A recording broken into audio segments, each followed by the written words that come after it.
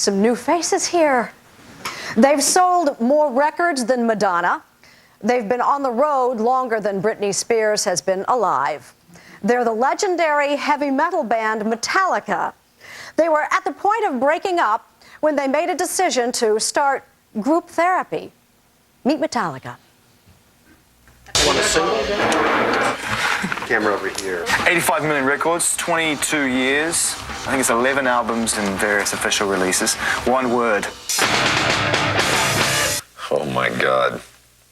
One word to span our career.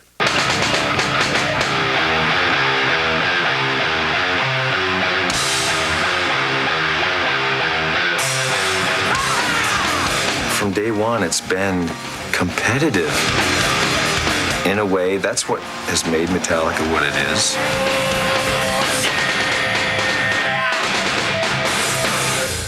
After 20 years, is it possible to retain the fire that, you guys once had at the beginning?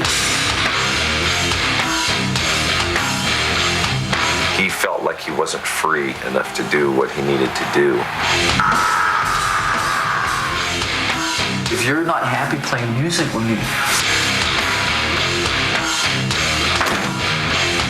Was there ever a moment you thought about stopping with Metallica?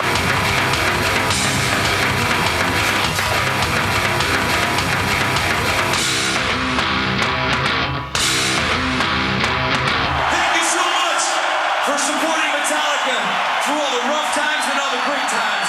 Metallica loves you.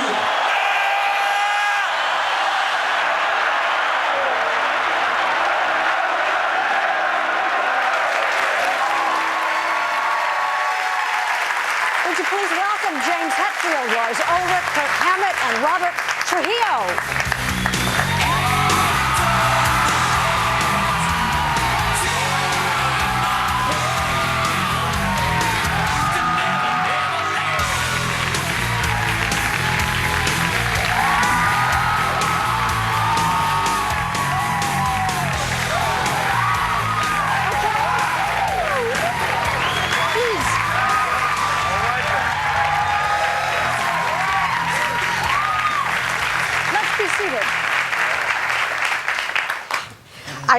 I think that some people might regard us as a bit of an odd couple. No way. Yes, if you blend your demographic and my demographic, I wonder what you would come up with. Married couples.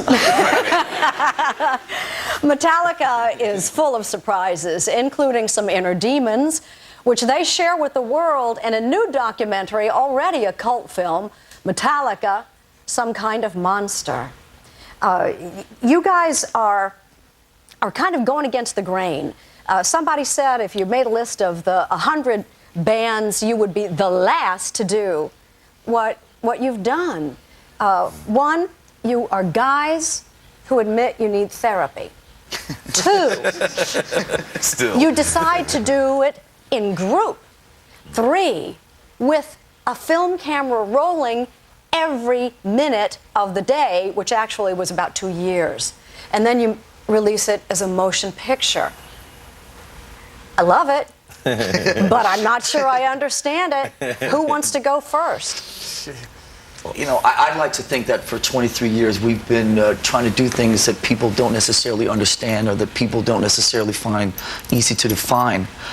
We've always prided ourselves in the fact that we've gone against the grain, and being in the world that we're in, there's a lot of cliches and a lot of perceptions, and we've always just been proud of the fact that we've tried to go against as many of those as possible, fight the cliches and not do the obvious. And in some way I think this film is a continuation of that way of thinking. Well, you haven't grown up trying to be good boys. So whether it was grown up. Oh. All right, Kirk. Let's visit that idea for a moment, because seriously, there was some growing up that had to be done, and it was a painful growing up period, I think. Would you speak to that? Oh yeah, absolutely. I mean, being in a rock band totally gives you an opportunity to just stay at any age you choose to stay at, because all you're really required of is to just be able to go out there and play on stage and write music and record in the studio. And barely any other responsibilities really come into place. I mean, Which is why everybody, wants to be a rock star. Pretty So much. what's the trouble? yeah, pretty much. Yeah, it's. What was the trouble with that scenario? Well, I mean, it just. It got to the point where we just weren't accountable for our own actions after a while. I mean, it just, we were getting away with murder every single day, and after a while it caught up with us and started to eat at us from the inside. Lars, how was it eating at you? Well, I think the main thing, it was eating at the band collectively because we sort of didn't really communicate. We sort of forgot how to communicate with each other. We didn't really talk about how we were feeling. And I think the hardest thing for me was just that I felt that I lost touch with the other guys in the band, and that that the gang mentality that a band starts, like you're 18, 19 years old and you do everything together, you live together, you're traveling together, you're playing, eating, everything. And then as you kind of grow older, you start kind of drifting apart. And obviously because you want to assert your own independence and your own individuality, but we kind of lost touch with each other and we kind of all drifted. And that was what was eating away at me the most. If I understand the story, management basically introduced the idea of a therapist because the life of the band was threatened. Metallica Right. was nearly breaking up. Well, there was this infamous Playboy interview that really, we were interviewed separately, and when you read it as one piece, it was very obvious that we hadn't talked to each other deeply in years, and there was a lot of walls built up, resentments from the past, and little stabs and this and that, and Jason, the bass player who was with us 14 years, he started to escape through. He would have his headset on all the time and just really kind of unplug. And I was no stranger to therapy, so I was pretty up for it. And as a group, I think we're all really into new challenges and trying something that it will at least keep the band healthy and prosperous and connected. Not to throw around too many gender stereotypes, but guys are not famously in touch with their feelings and anxious to talk about it in the way you have become very comfortable talking about it. I think especially in the beginning in the film, James, you look kind of icky about the process. Icky, wow. Like, let's talk about the zone for a minute. Okay, there is a way to help a person get in a zone. You could consider seriously doing some meditative or apply the meditative principles to music. All right. I don't want this to sound too way out, but if you do that, the four of you are out there, and you do it anyway, unconsciously. You do a musical meditation by starting to jam with each other. Sitting in the Ritz-Carlton with a therapist with a Bill Cosby sweater on and, going, what are we doing here? At first, it took a little while. And there was a lot that was hidden. And when you're kind of feeling uncomfortable, a camera is like this giant eyeball looking at you, making you feel even more uncomfortable. It I've got one looking at me right now. It kind of magnifies your insecurities But at times. that camera is ever present. We will talk about it when we come back, as we see what happens behind closed doors when there are no closed doors. Next. When I'm gone, things get talked about, and then decisions are made, and I feel I walk into something that's already kind of decided, and it's a total uphill battle for me a lot of times. I don't like that feeling. Oh, that's just like the last 15 years. Yeah. For me. Well, let's talk about this tomorrow then. All right. Right. Or do you want to take time out? No, I don't have time right now. Okay. How about if we just save up the tension? Seriously, it's okay because it's good. Tension produces results. Tomorrow. Throw out to each other are complete bullshit. It sounds too stock. It sounds too normal to me. You know what I mean? I think it please write it down. feels stock, I okay? can't hear you. So when you say, you're telling me what to play right now. You're telling me you should play with what Kirk's doing, and I'm telling you it's stock. Dude, fine. You know what, guys? Why don't we just go in there and just hammer it out, all right, instead of hammering on each other?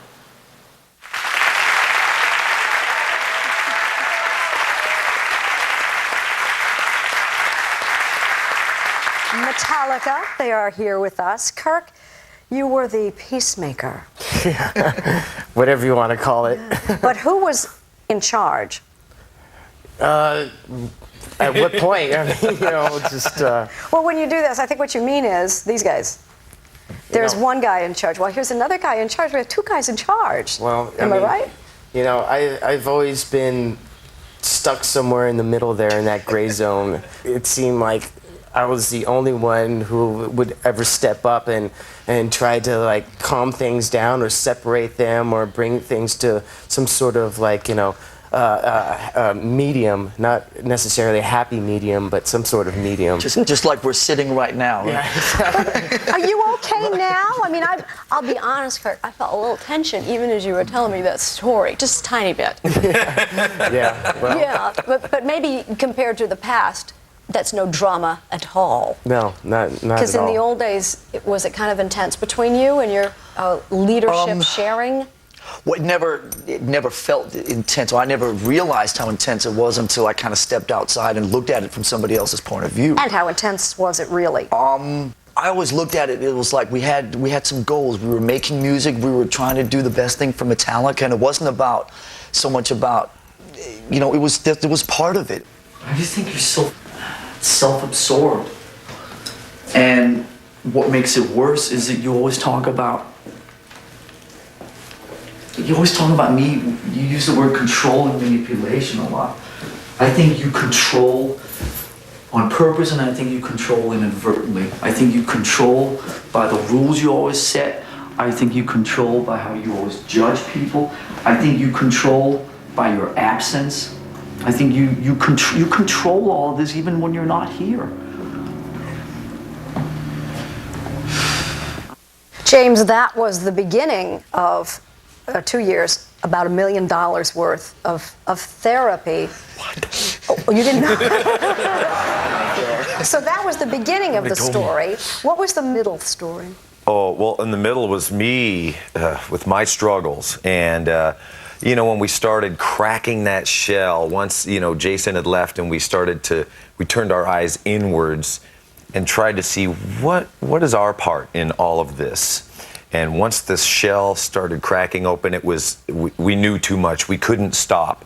We started delving into, our personal backgrounds. Childhoods. Childhoods for sure.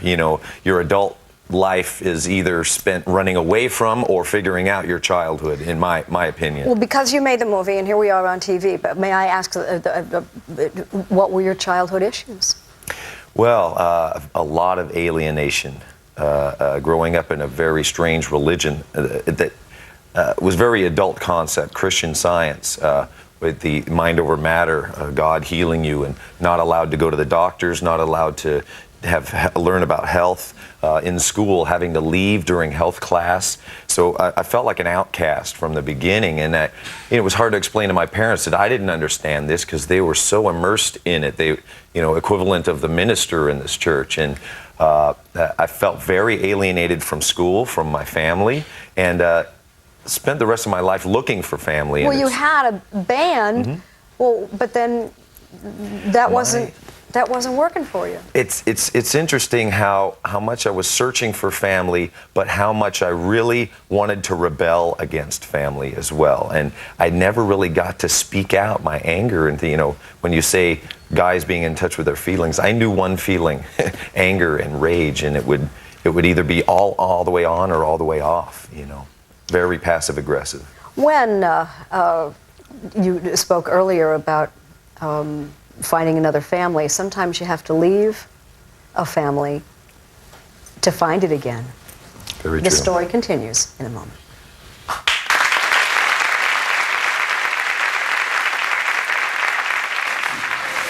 Let's do it, and let's do it full on, or let's not do it at all. See?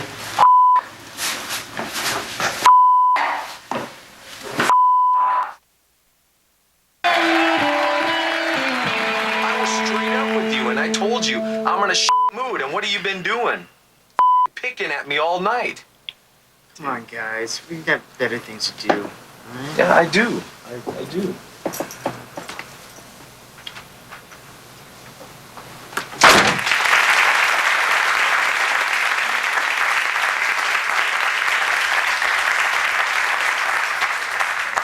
And after that door slammed, James wasn't seen for a long time. Long time.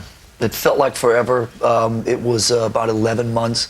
Saw him a couple times. Me and Kurt went down to visit him in rehab in kind of a family week and spent a nice week with him there and got to learn. I learned more about James that week that I probably had in the previous 20 years. 11 months, though. The first 4 or 5 months, they didn't know where you were. Where were you? I didn't know where I was either. It was a great thing to completely let go of what control I felt I had in my life. And I have my wife to really thank for that. She's the one who stepped up and said, "You've got to get out of here." I was literally thrown out of the house. You're unhealthy for me and our children, and you have got to go get some help. I'm out there looking for excitement, and all this stuff, the results are the same, man. I wake up the next day somewhere in some bed. I don't know who this person is next to me, and I'm drunk, completely hungover, and have a show to do, and the result is the same.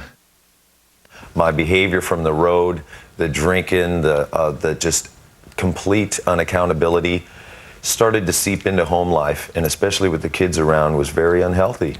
Metallica had a nickname. I don't know if it was deserved, but Alcoholica? Well deserved. It was well deserved. Why? We why worked you say hard that? for that title. Yeah. Okay, do you know, Rob, you are a fairly recent member of the Metallica family, and what was their reputation from where you were? And that was, I think you were with Ozzy Osbourne for a while. Well, actually, back in '93 and '94, I was in a band called Suicidal Tendencies.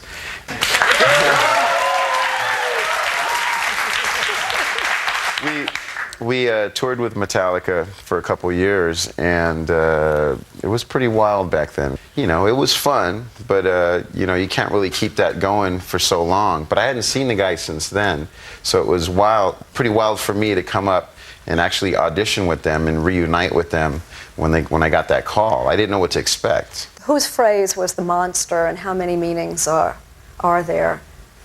Well, for me, I think when I went into rehab, I had to unplug. It was somewhat of an identity crisis, midlife crisis, all happening at the same time. And my worth was James, the singer of Metallica, or the dude in Metallica. I was blaming Metallica for swallowing me up, you know. So this was this beast that it pretty much swallows everything in its path, you know. And that was the machine, you know. But having to get in touch with the 4 humans that make up Metallica and what we mean as a combined group. That's totally why you guys are here, because someone, why Jane Pauley? The idea, it knocked me out that you guys would be so smart to do what you did, so generous to share it the way you have. We're all surrounded by a group of fans, and they aren't necessarily, I'm sure they're Jane Pauley fans somewhere.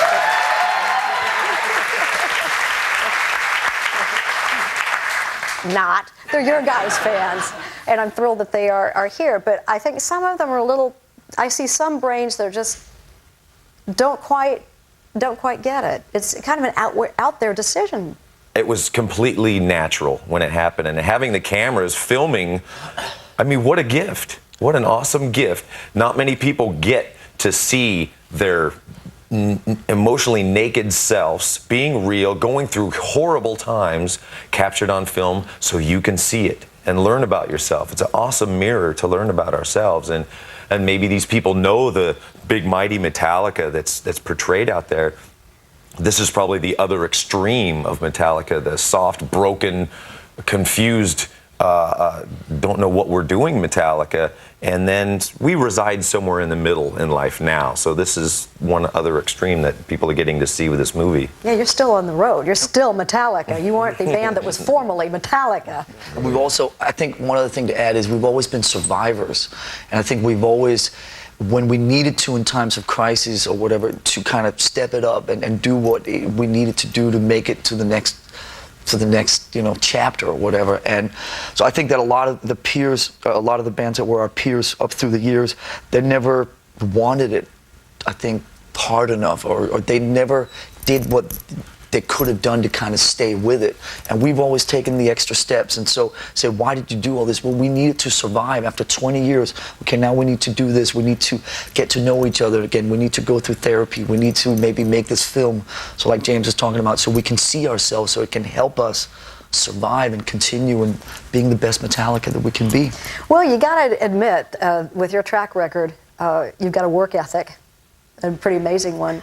And 3 out of 4 of you are family men. And we'll be talking about that when we come back, because when James returned from rehab, there were some new rules. Next. Next one. Come on, little man, let's go. Skylar, do you want your purse? Daddy, come. Come, Daddy, come.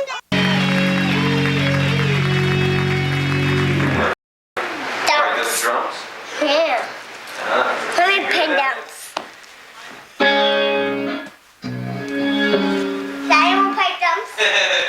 I played drums a lot today already. I'm okay to play for a while.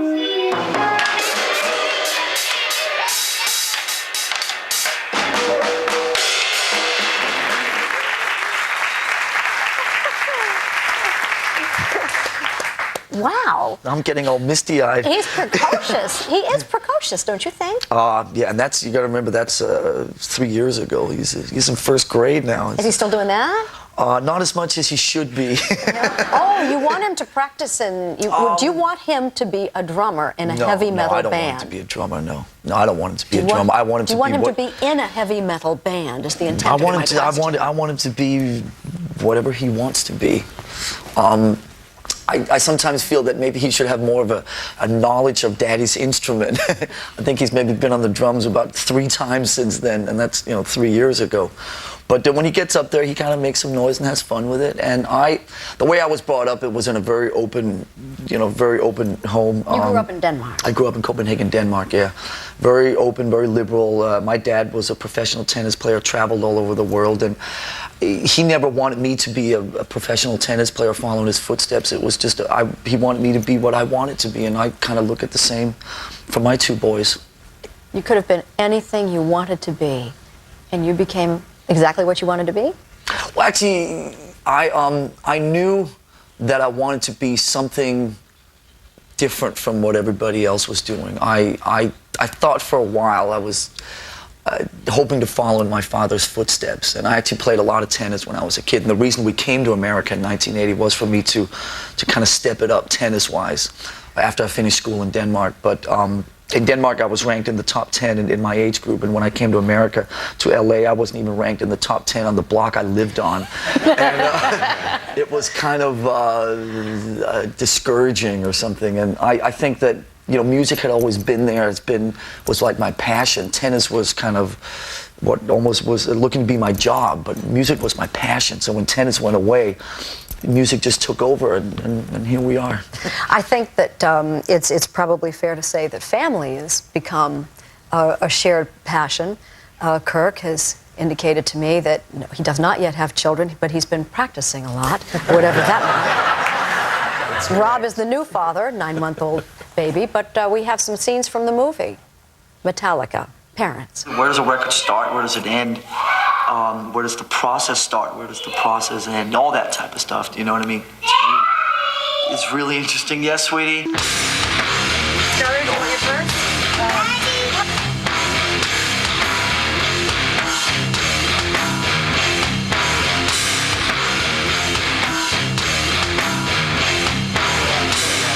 I'm working on really hard on being the best dad and father and husband I can be. And the best me.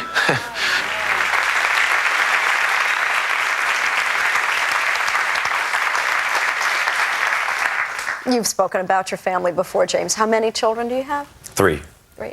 Yeah. When 2, 4, and 6. When you came back from that extended absence of nearly a year, you brought some rules with you. What were the new rules? Well, the rules were, let's get what we can get done during a good part of the day from, I think it was 11 to 4, because I had lots of therapy going on as well, and family, and wanting to be home for dinner with the kids, and lots of things that were necessary in my life to reconnect with family. So balancing the day out, you know, setting boundaries, that's a whole new thing for me, especially in a rock and roll world. You know, freedom through structure it makes zero sense, you know. But for me, it had to make sense, because I needed to feel like a well-rounded person.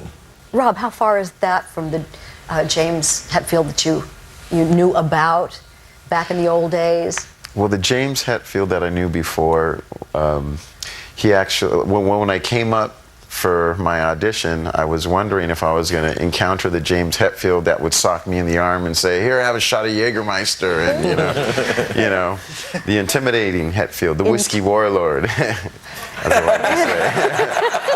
But it was far from that. I mean, it was amazing. I mean, they opened their doors to me, made me feel real comfortable. And, but you had to have been kind of mystified at your arrival after James had returned. But in the midst of all this therapy and the cameras and all of that, what did you think? I mean, I was just pretty much excited about coming up. You know, I live in LA, so to drive up to San Francisco and jam with the guys. But about 20 minutes before I arrived at the headquarters to play, you know, I was informed that there would be a film crew there documenting this, and also that there was going to be a performance coach, you know. Which is to say, the therapist. Yeah, therapist. And then I was going, wait a minute, hold on, what's going on here? You know, let me rethink this. But you know, even with the film crew, everybody made me feel really comfortable right off the bat. It was great. A lot of changes had been made. Yeah, sounds better. So the filmmakers stuck with this story for 2 years. They had no idea if the band would stay together long enough, much less what the ending would be. And did they really want a happy ending? Because they certainly got one. We'll be back. Right on. Well, we're here. And the camera's here. And my friend the boom is here. Hovering. Yeah. Cool.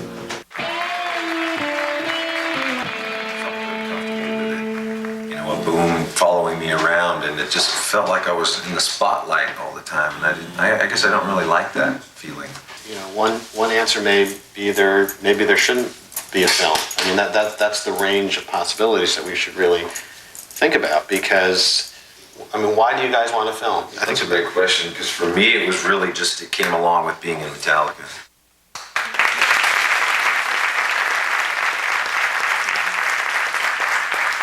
Also joining us are the directors of Metallica, Some Kind of Monster, Joe Berlinger, with a hard G? Berlinger. Berlinger, I'm glad I asked. And Bruce Sinofsky. I wish I'd asked a little earlier. That's really soft, yes. Yeah. Were you at all concerned about the fan reaction? And if you were, is the verdict in?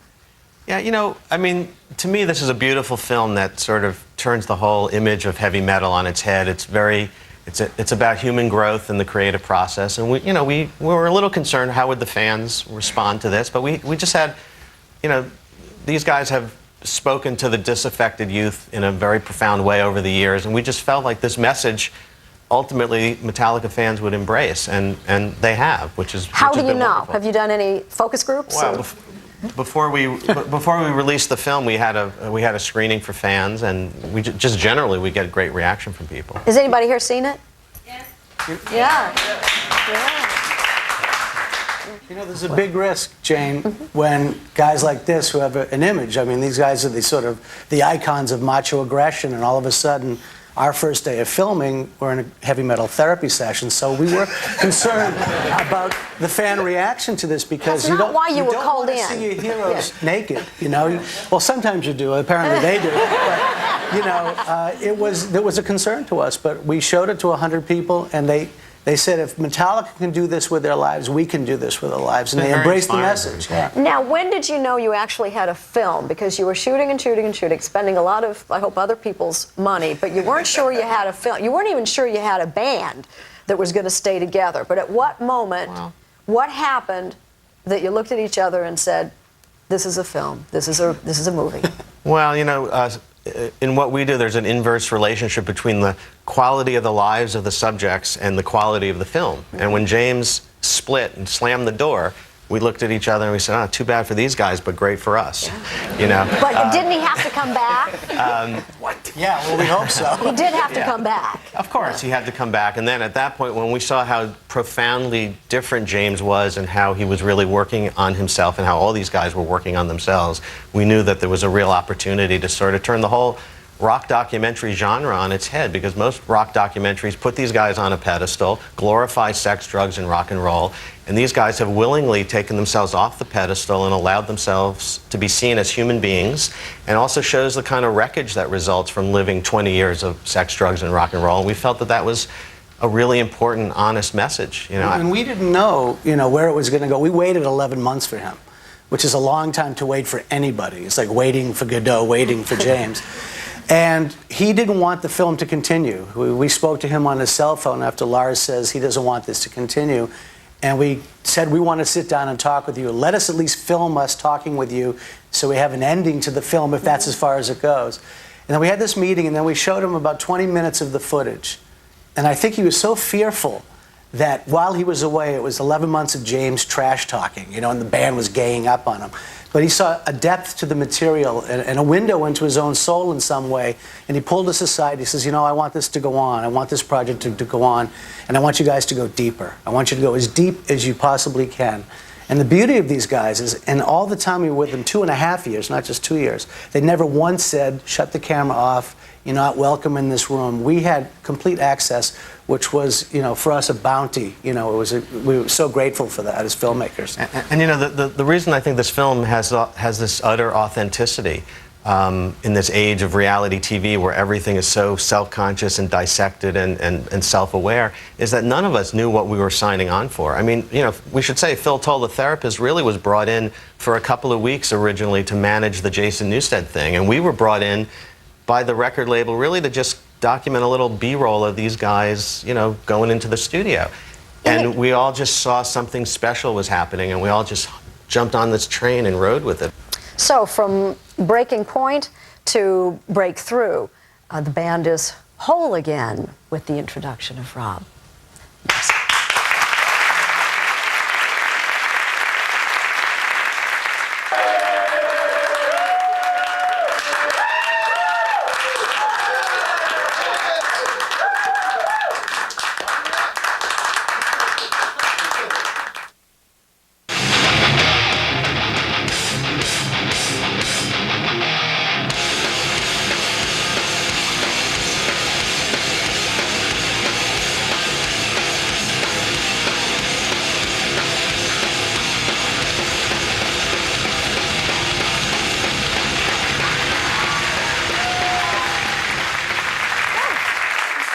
I want to do that. I don't know why. Just primal and primitive, and I want to do it.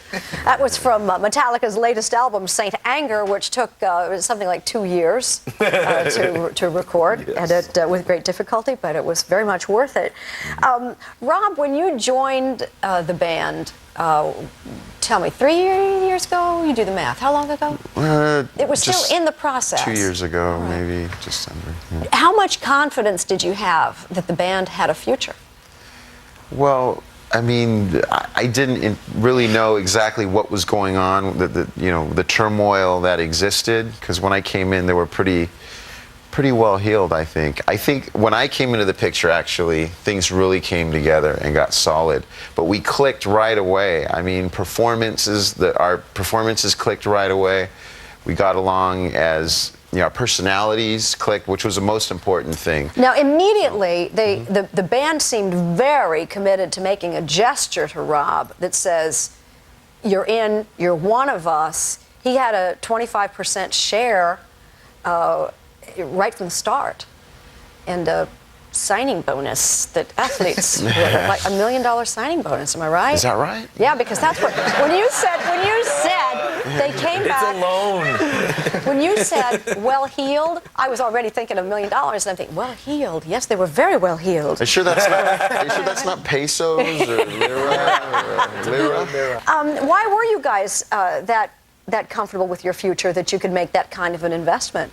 Well, he had to jump on a moving train. We took the time for the three of us to heal before we just got the next bass player and kind of went on, And we had done that before. We wanted to take time and heal, and like Rob was saying, we kind of knew who we wanted and who we deserved, and Rob was the gift that showed up at that time. We deserved Rob, and I think he deserves us. Absolutely. And I do.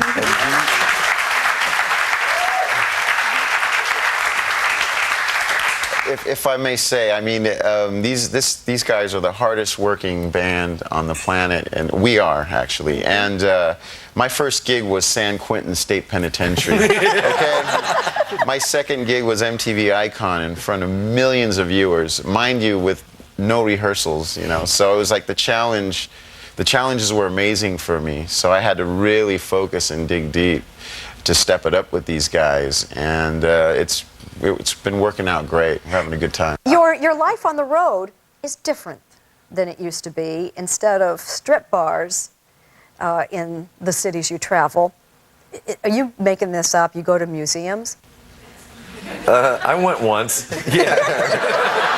But they're car museums.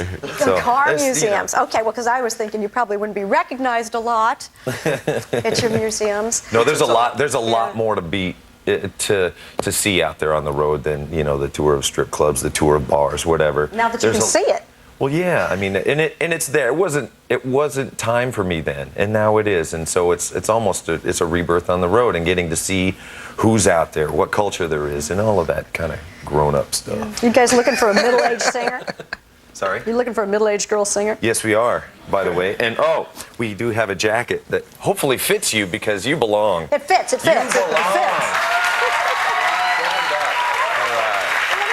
I can't put it on. I got my microphone on, but you know what? When we come back, for the first time anywhere, Jane Pauley live on stage with Metallica.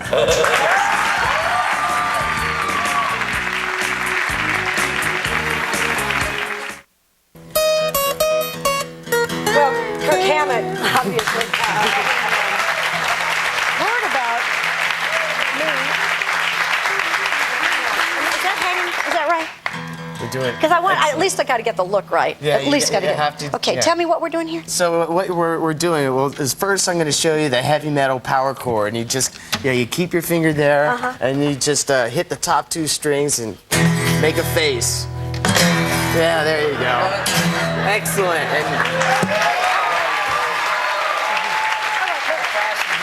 But I need another move.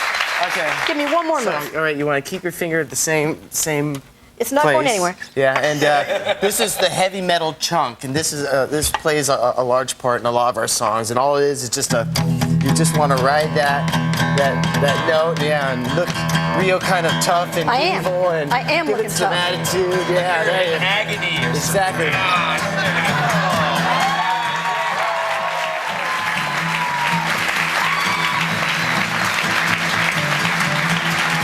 I'm happy in my work.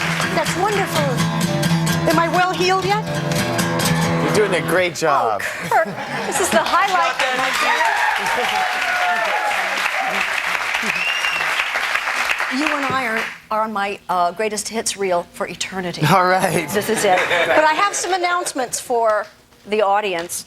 Got this first. Before the show, we polled our audience and we found a woman who says Metallica is her life. Shirley? Shirley, where's Shirley?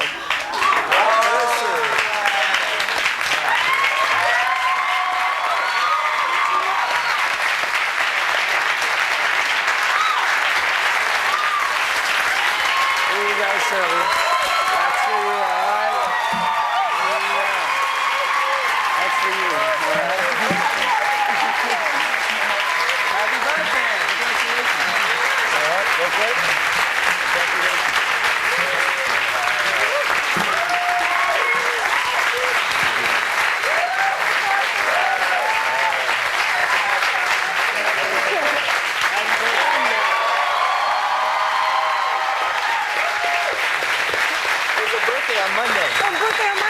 You guys have made two women very happy today, and I just wanted to show you this. You can't have this one; it's all marked up because that's my copy. Joe Berlinger has the book about Metallica coming out in November. You'll be looking for that. And in the meantime, nobody in the audience is leaving today without a copy of Metallica's latest.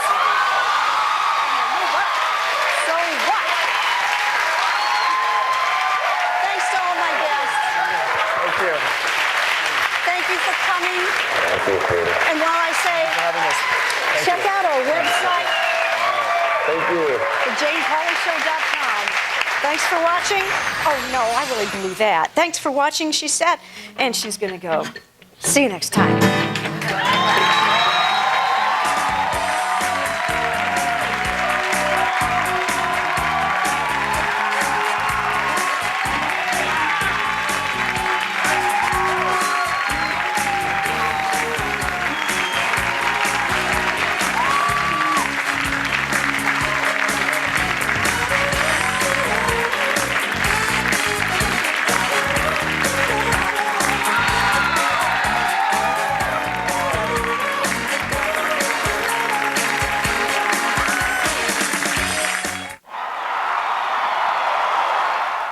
Pollywog Media. Oh, I get it.